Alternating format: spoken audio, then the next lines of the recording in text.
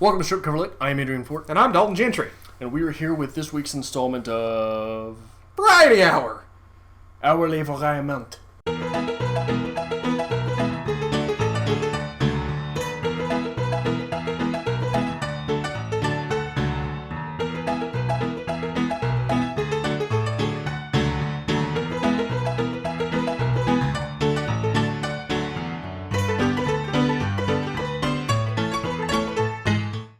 If my numbers are correct, this is our 30th Variety Hour.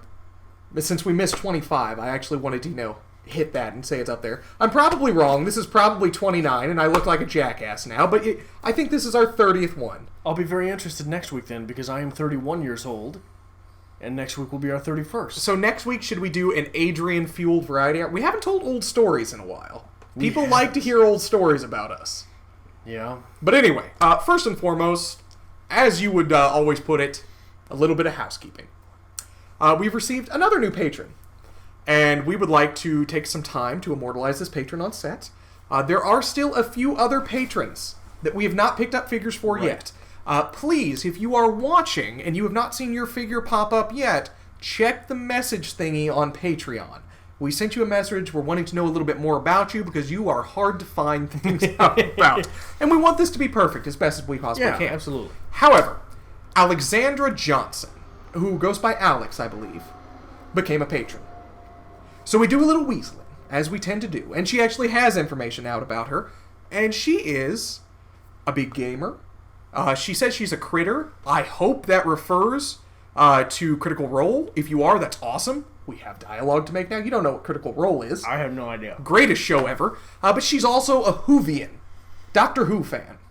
At which point I don't know what that means either. I tell Adrian at the store basically, shut up, I got this. Because if somebody says I'm a Whovian, that means I can buy a Doctor Who toy. So we do have a Weeping Angel. We have Chris Eccleston back there, the 9th Doctor. So I'm saying, what is Doctor Who? We have a Cyberman as well. Yeah. So, obviously, we're missing the biggest, iconic Doctor Who figure of all time. What does that mean? I hate you so much. So, Alexandra Johnson, Alex, however you prefer to be said, from henceforth, you shall be a Dalek. This is a Dalek. And I'm super excited about that. Dalek? Dalek. D-A-L-E-K. Dalek. Dalek. Dalek. Dalek. It's English. Dalek. So I'm already ripping it open. I'm so excited. So, as a Doctor Who fan, there is not a more iconic figure than a Dalek. So we hope you do appreciate this, because we definitely do appreciate your patronage and you taking the time to say, hey, I like what you guys are doing. So we're going to put this on set here, and I am super excited about that. I'll put it on the Harry Potter book for now. Dalek. Dalek. Dalek? You'd actually like Daleks. What do they do? Exterminate. Well, That's their thing. That's their thing. They Exterminate are what? Everything that is not a Dalek. Because Dalek is the supreme being. There's nothing better than a Dalek. Everything else deserves to be exterminated. They're nihilists. Yeah, pretty much so. They actually roll around in that with their little robotic voices and just go exterminate, and then they blow everything up. What, is that a plunger? It's not a plunger. Looks like a plunger. It's very similar to a plunger, though. But anyway, no, Dalek is the main villain of the Doctor Who series. You have the Cybermen, you have the Weeping Angels who come in from time to time, but Daleks are the end-all bad guys. So, you don't get better than that. So thank you very much, Alex. Absolutely. We appreciate everything. We are getting step by step closer to our goal of doing this full time and of being able to have more time to present more books and more poems and more short stories and more literature, more read-alongs. And we appreciate that every day. And that's part of the reason why we decided to represent patrons on set with some type of little symbol of them, right? Because every time we come to the set to record, we look at all the people who support us. Yeah. And we really do a lot saying, my God. Yeah. Look at that. That's a lot of people. It's extremely humbling. Yes. And it makes us get back to work. Speaking of work and making more time, I may be in for a career change. Yeah? I'm not sure yet. I've applied for the position, and I'm hoping to receive an interview for the position. I may become a librarian. Really? Yes. I'm excited. I think in the community which we are in, that is a very endearing... that is the job. Everybody wants to be a librarian. So I am super excited. It will be a complete shift from me because I work overnights now. I will be back on, the regular world schedule. But my job will be books. Is there an overnight librarian? No. It's the day librarian. They should make 24-hour libraries. They really should. But I'm really hopeful for it because it will give me a chance to get back in the world of literature, hopefully get some reading in, and be able to know what's coming up in the world of literature. Maybe we'll be able to, talk about what's popular right now. Yeah, one of my friends on Twitter, Fierce Humanist, he recently linked an article to me about private libraries. So we talked a little bit about that. Okay. Basically, it's a library to whom you pay a fee to belong, like having a gym membership, right? A library. You're a member of this library, and a lot of them have. You go there, and sure, they'll have books, and they'll have internet connection. They'll have. You can get on Wi-Fi, or you can get on a computer there, things like that. But they'll also have art. Okay. Right? It'll be like they'll have busts of things and sculptures, and they'll have paintings from artists and things, and it sounds like a really, really cool business to be in. So if you know of any private libraries, talk about them in the comments below, especially if you know about any in the Kansas City area. That would be awesome. I'd pay for a library membership. If it was something like that, that'd be awesome, right? I just imagine like my first purchase order I'm going to turn into my boss, and he's just going to look at me like, why do we need 50 copies of Fight Club? It's just like, I know this, okay? I know what I'm doing. Just get me my books. We'll see. Right. But very hopeful. I'll find out hopefully sometime November-ish. Yeah. What else should we talk about in Variety Hour? Someone very near and dear to me, we'll refer to them for the purpose of this video as Amy. Okay. It is not Amy, but for the purpose of the video, for the purpose of the story, we'll call this person Amy. Amy will be the name of the person. Okay. Has gotten themselves into some type of legal mumbo-jumbo. Okay? And somehow these people with whom she is having legal troubles got Adrian's phone number. And these people keep calling Adrian, asking, leaving messages for Amy. Okay. So, I snapped. Okay. And I'd like to point out, all through college, I don't think I had your phone number. Like, it wasn't until we started this that you entrusted me with your phone number. No, that's not true. Are you sure? I texted you about this. Facebook. No. Did you text me? I texted you about this. Okay. Anyway. We did one thing, and we went and saw the Avengers in college. Or was it Thor? It was Thor. It was Thor. It was the first Thor. Because of all 4 years in college, we went out together once in public. Yeah. And it was nice. It was a great It wasn't technically public. No, because it was closed theater after hours. Yeah. Because I had the hookup. But anyway, I actually ended a writers group for it. So I was like, look, I know we're going to we're gonna cut things short tonight. I've got something to do. But so Amy's got something going on. There are people on this legal team who keep calling Adrian asking for Amy. I snapped. So I called this number back. And most people, when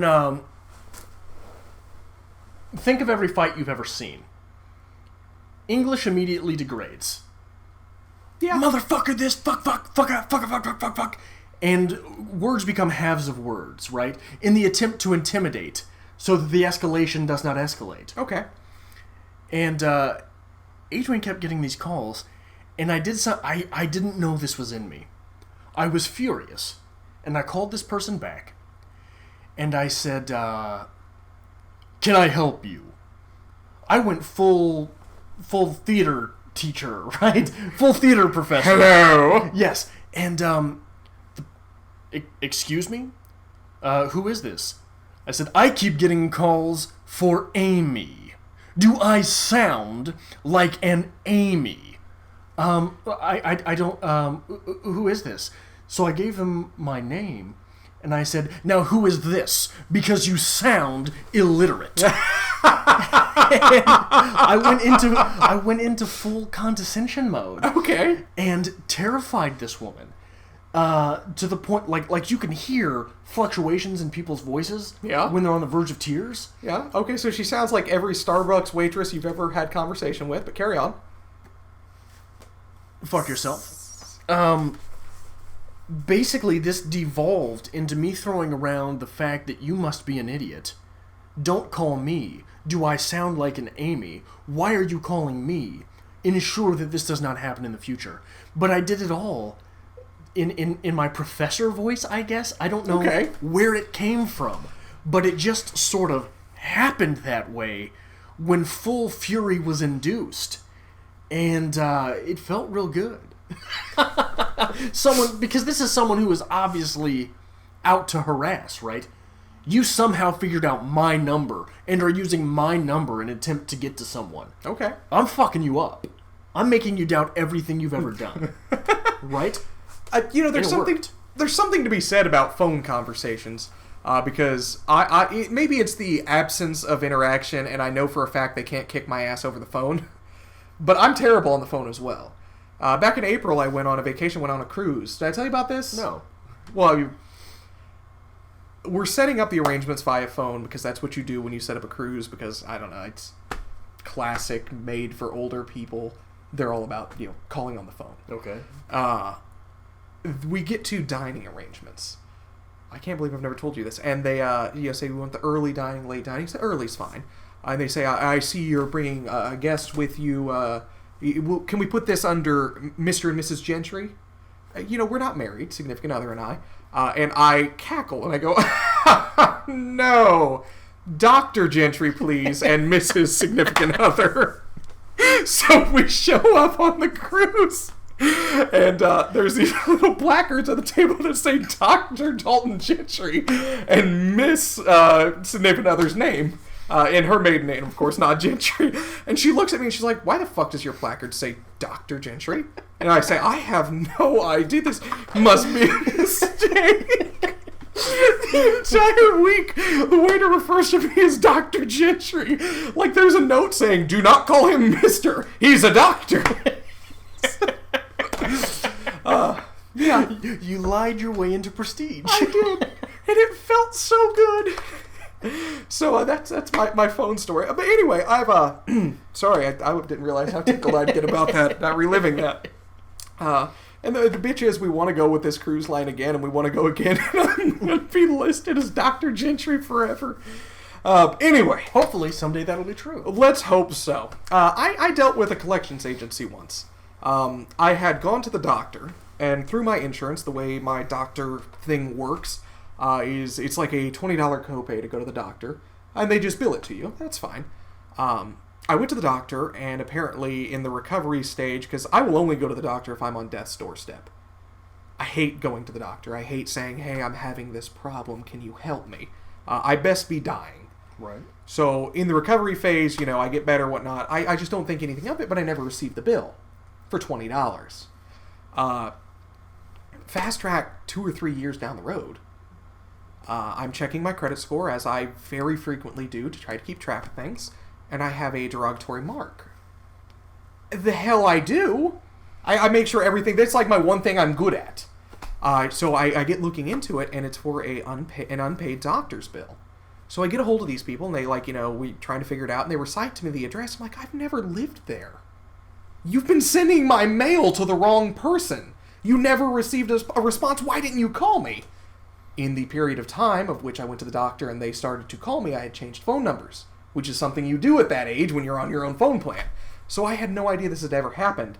Furious, blindly furious, and it took months of paperwork and arguing and phone calls expunged. To send them $20 and get it off my record. Furious.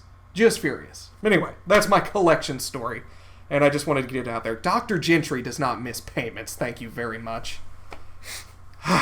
We mentioned that if we do ever become full-time, and it, hopefully, we would go back to get more education. Yes. And I think that maybe that was, I think it's easy to look past the utility of that to a literature channel.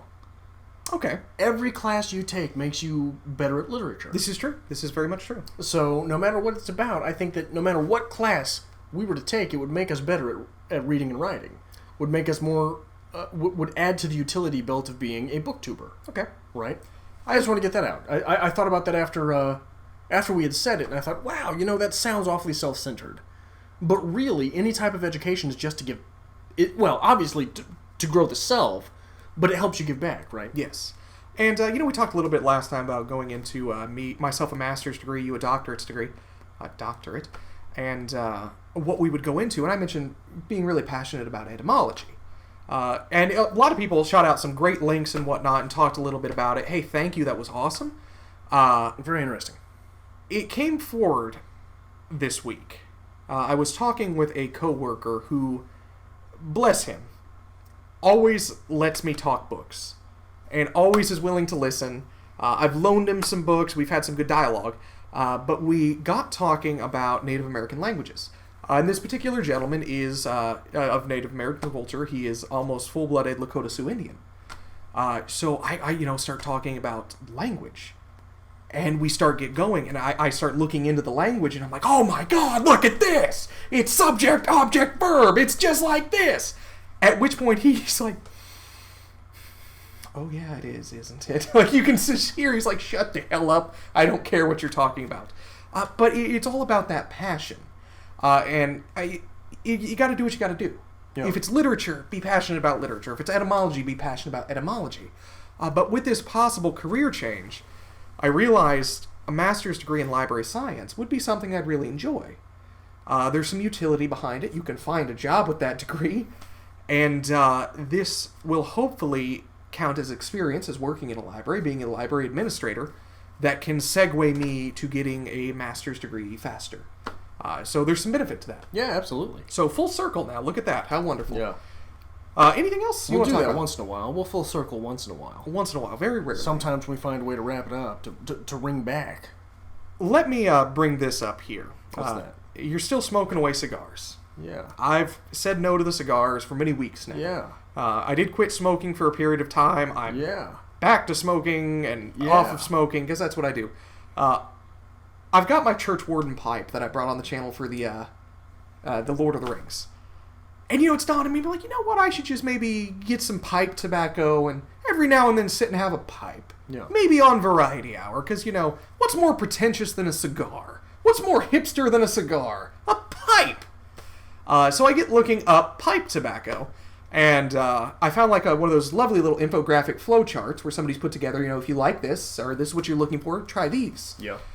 So I follow the little branches, and it says, do you want a full, robust flavor, a light flavor, or a fruity, not tobacco flavor?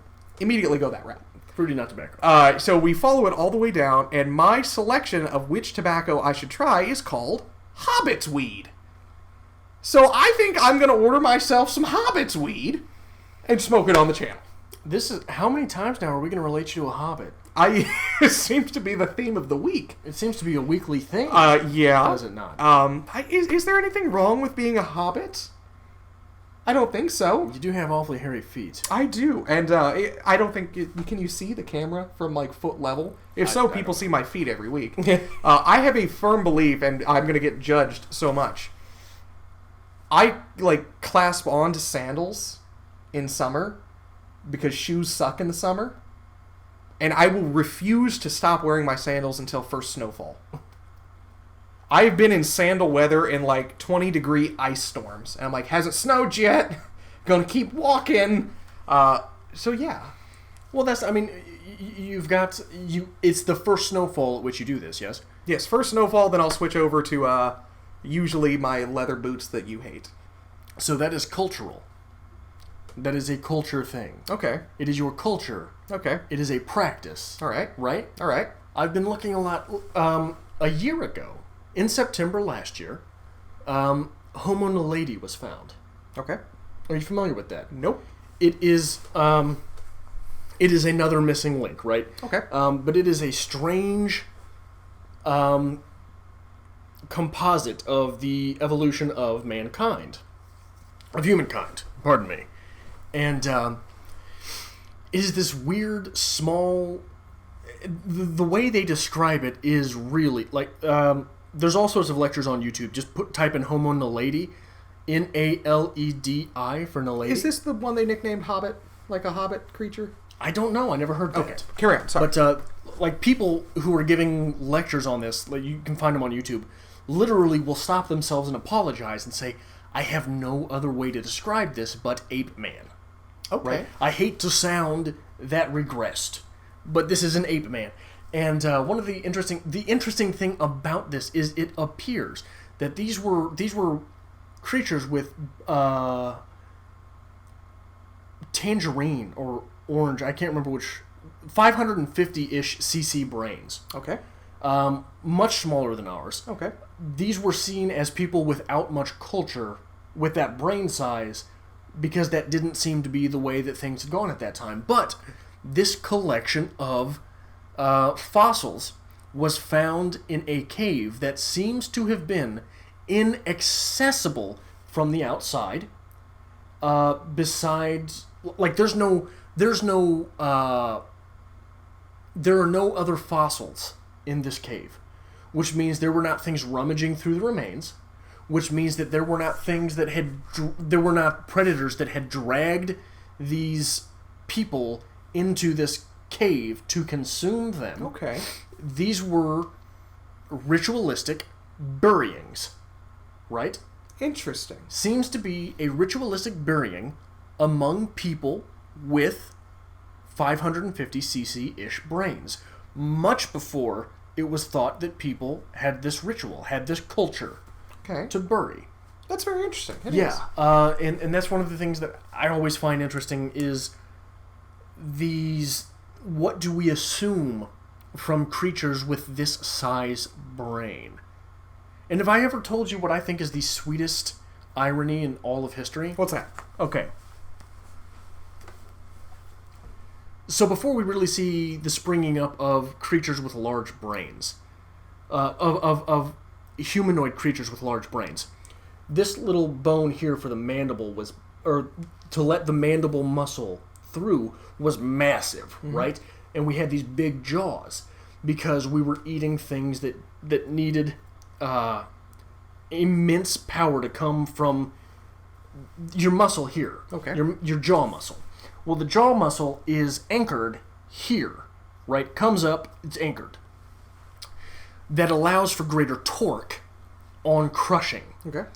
So at some point, there was a mutation, and this muscle became much weaker. Or they think actually that the bone became smaller, which the mutation was that the bone was smaller, so the muscle could not get as big. Well, the muscle not getting as big means that this anchor is not as strong. When this anchor is not as strong, the bones on the head are allowed to expand. Okay. The bones on the head expand and allow the brain to grow. So the weaker jaw, bigger brain, allows more intelligence in the creature because the brain is able to keep growing. Okay. This, growing out of the forest, right? Growing out of the wilderness that man went through, is the same intelligence process that allow the frontal lobe to grow. The frontal lobe allows for reasoning. Okay. Now, since we didn't have science yet to explain things, we were looking for reasons for things that we had never looked as a species for reasons for before, right? So this bigger brain that a mutation allowed us to have made us want explanations for why things rustle. It could just be the wind, right? But we want a reason for that. So this bigger brain that allows us to become people necessitated explanations. After the explanation was necessary, we invented God. Interesting. So literally, evolution forced us to create a God that then made us deny evolution.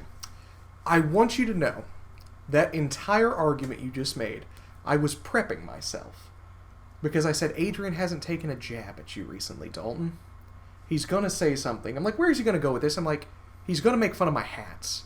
He's going to say my hats are like, inhibiting your intelligence. Inhibiting my intelligence due to the hipster level of hat that you wear. That's why you can't remember shit. I do wish I had gone there now that you mention it. I just want you to know that's where I was going. Now that you have completely ruined the greatest irony in the history of evolution, the greatest irony in the history of humankind. Feels good. Okay, you took the piss out of everything just then. I just want you to know that I was prepping myself. I'm like, this is where he's going with this. I gotta be ready. I can't cry on camera again. Evolution made us create a god that then forced us to deny evolution. It's a fascinating concept. It is. It really Thank is. Thank you. Did not think you were going to go the atheist route with that. Recently, there's been a string at work, and how it came to be is a colleague of mine, who's a great person, and we get along just fine. We were talking about this, and he said something along the lines like, "Oh, at least, we both got God on our side," something like that. And, I smile and nod, and I don't make eye contact, being polite. He says, "Right?" I said, "Okay." He's like, "You non-believer?" I'm like, "Yeah."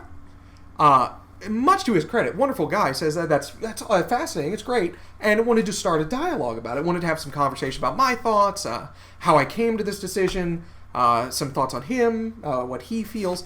That is what we need. Yes, we need as a people. We need conversation, not anger. Yes. More credit than I can ever give this gentleman. That is what you need, and maybe this is stereotypical of me to say, but being in the Midwest, in the Bible Belt, you don't get that often. Right. Which is the reason a lot of atheists have difficulty coming to terms with the fact that they're atheists. And it seems that a lot of the atheists that I've met on a personal, non-searching level, like not the atheists that I've sought out to have community in atheism, but the atheists that you meet just at work or on the street, they seem to be people who have kind of given up on God. Yes. I'm an atheist because I decided against religion, right? Yes. A lot of people, well, I missed church one week and nothing bad happened. I quit going after that. I don't remember much about it, Okay. It seems that a lot of atheists around here are that type of atheist. And we'll save all of this great conversation for the philosophy channel, because I do have reasoning and argument behind why I identify as an atheist, things like that. Maybe that's just a variety hour topic one week. But I've always said it this way, and maybe it's a humanist approach about things. I don't care about what you believe in. Yeah. If it works for you, it works for you. By God, if it makes you a better person, good for you, man. Whatever makes you get out of bed, albeit good for you. My argument has always been, I don't care what you believe in because I don't have to. Okay, right? That works. So if you like this kind of thing, make sure you hit the subscribe button. We do Variety Hour every Thursday. We just sit down, relax a little bit, and talk some shop. Sometimes. Cigar sometimes. Make sure you follow us on Twitter, @StripCover, and on Facebook, @StripCoverLit.